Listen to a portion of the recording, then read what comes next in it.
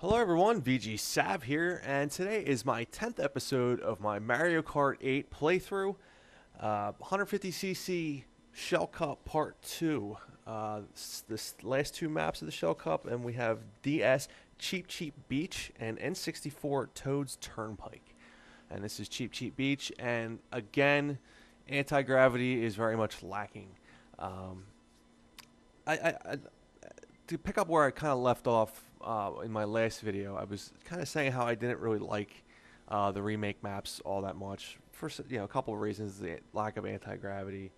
Uh, Another big reason is I didn't play the Game Boy versions or the DS versions of the Mario Karts. I was mainly a console guy, so when they're starting to bring back maps from, like in this case, the DS Cheep Beach, and last episode we had GBA Mario Circuit.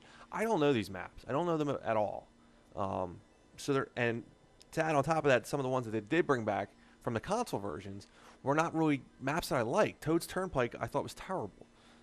It was probably my least favorite map in all the N64 maps. It was not so much because of the cars, but the track was so blandly laid out. It was just, there was nothing to it. Same thing with the Moo Meadows from Wii. They were just not my favorite maps. So it kind of goes. So Mario Circuit and Cheep Beach. This is all Turtle Cup we're talking about right now. Maps I just don't know, and then add in two maps that I just really didn't like. So Shell Cup is definitely my least favorite cup so far in this game. Not even close. I'm actually just very happy to be done with them. There's nothing to like, in my opinion, about really any of these tracks. Third lap here, we're going up on the boardwalk, making a hard right turn, and kind of goes through a straightaway there with a little skew in it. Into the ramp, back on the beach, hard right turn, under the cove, still making a hard right turn, hit jump over the water, back on the beach. You can kind of go underwater in these sections. I don't know it too well, so I kind of just stick with the sand, but I know you can take some shortcuts under the water. Two jumps there. We're still on the beach. Again, you can go under the water there to the left. Again, I stayed on the sand. Hard right turn on the dirt here. Very, very hard right turn. Probably one of the hardest right turn on the map. And then a really hard left turn here. And two more jumps, and we're at the finish line. I missed that second jump there. But you definitely want to try to hit that. Do your flips or whatever and get the boosts. Zero anti-gravity once again. They did have a quick little hang glide part, which we're actually looking at right there. But no anti-gravity. I was looking through some of the remake maps. Again, I never played any of the DS versions. So I don't really know what remakes they put on those. I was thinking some ones that I'd like to see personally come back. One of them was the very first map from very first game, and that was Mario Kart Circuit, Mario Circuit 1. And that was apparently remade on Mario Kart DS.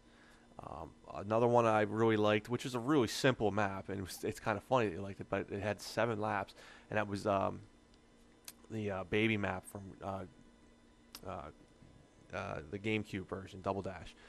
I thought that map, even though it was simple and really, really short, it was a really fun map. It was also really hard to master.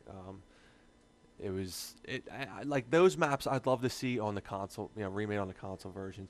I'd love to see, take that whole baby map, stick the whole thing upside down, anti-gravity solved, and and it's fun. The anti-gravity, they actually went out of their way a little bit to add anti-gravity onto this map, but there's almost no point in using it. It's up against the wall there on the right. Really, it's a slower way to go. There's one more section at the end of the lap here.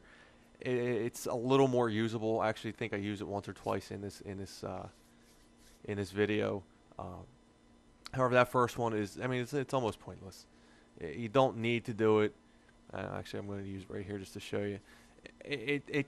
This one actually will probably speed you up a little bit. The other one actually slows you down because you're taking the far outside turn, and it's a long, far outside turn.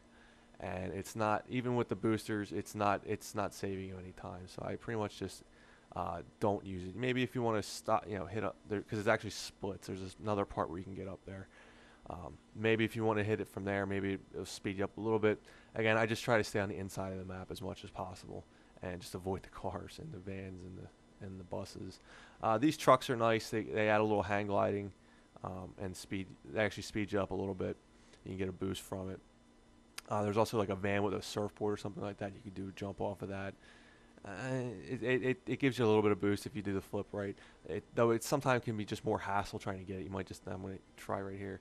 Sometimes if you miss it, you're going to hit the truck, and it's going to slow you down in the end. Third lap here, we're making the hard left turn. Well, I shouldn't say hard because it's not really a hard left turn. It's a long left turn, and this map is basically one big figure eight, so it's not going to be anything too exciting or surprising.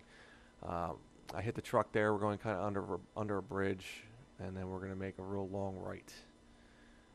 And that's pretty much it. You can hit the anti-gravity here at the end of it, and that, if you want. You don't, again, like I said, you don't have to if you want to just stick to the inside. But it's only 2 lanes here, so it's kind of worth hitting the outside there. And there you are at the finish line. Again, Toad's Turnpike was not one of my favorite maps in N64, and I was not really looking forward to the remake.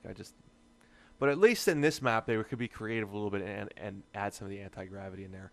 Whereas a lot of the remake maps, they just couldn't add the anti-gravity. So there was no point in, personally to me, in choosing. I think it was a mistake on Nintendo's part. That's my video for today, guys. I hope you enjoyed it. Make sure to like, subscribe, and leave a comment. And as always, thank you for watching.